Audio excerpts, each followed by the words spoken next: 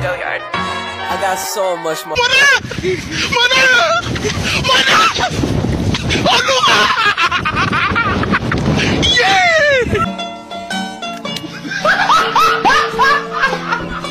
Are you ready, kids? Aye, aye, Captain! I can't hear you. Aye, aye, Captain! Oh!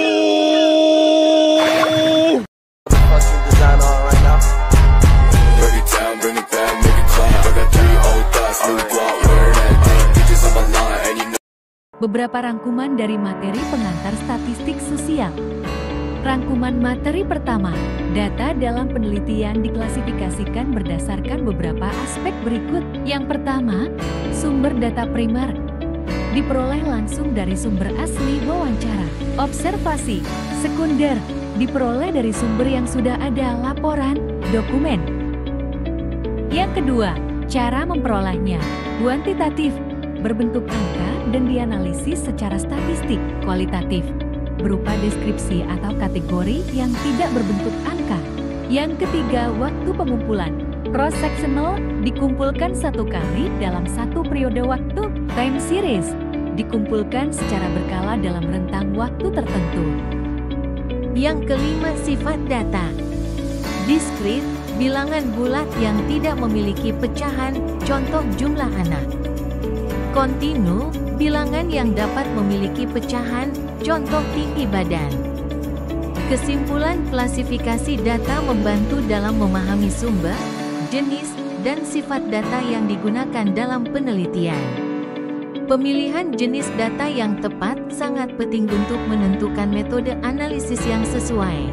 Dengan memahami perbedaan dalam klasifikasi data, penelitian dapat mengolah dan menginterpretasikan data dengan lebih akurat, sehingga hasil penelitian menjadi lebih valid dan relevan.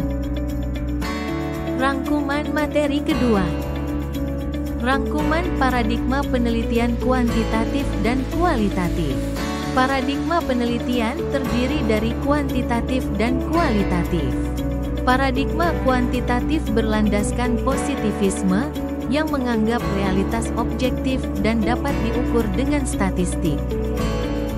Deduktif, menggunakan data numerik untuk menguji hipotesis dan menemukan pola umum.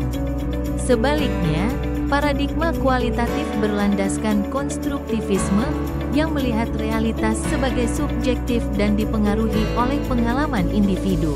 Pendekatannya induktif, menggunakan data deskriptif, seperti wawancara dan observasi untuk memahami fenomena secara mendalam. Perbedaan paradigma kuantitatif dan kualitatif.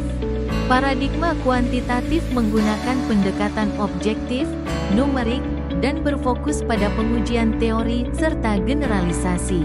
Paradigma kualitatif bersifat subjektif, deskriptif, dan bertujuan memahami fenomena dalam konteks tertentu.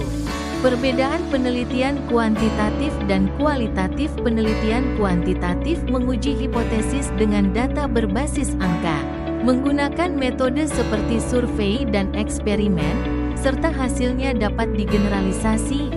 Penelitian kualitatif berfokus pada pemahaman mendalam melalui wawancara dan observasi, dengan hasil yang lebih kontekstual.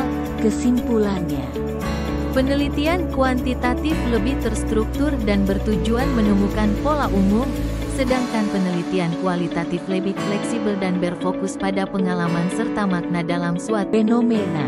Rangkuman materi ketiga, populasi dan sampel. 1. Pengertian populasi dan sampel. Populasi, keseluruhan individu atau objek yang diteliti. Sampel, bagian dari populasi yang digunakan untuk analisis. 2. Keuntungan menggunakan sampel.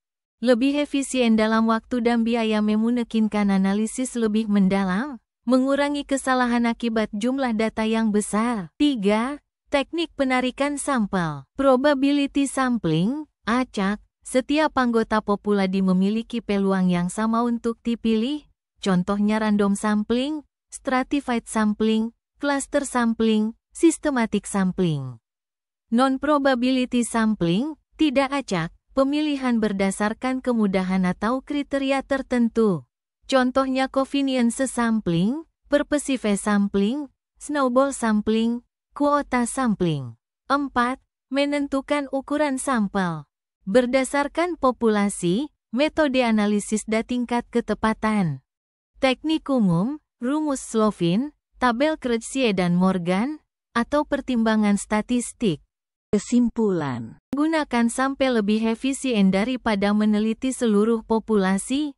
Teknik probability sampling cocok untuk penelitian yang membutuhkan generalisasi, sementara non-probability sampling digunakan untuk penelitian eksploratif. Ukuran sampel harus ditentukan dengan metode yang tepat agar hasil penelitian valid dan representatif.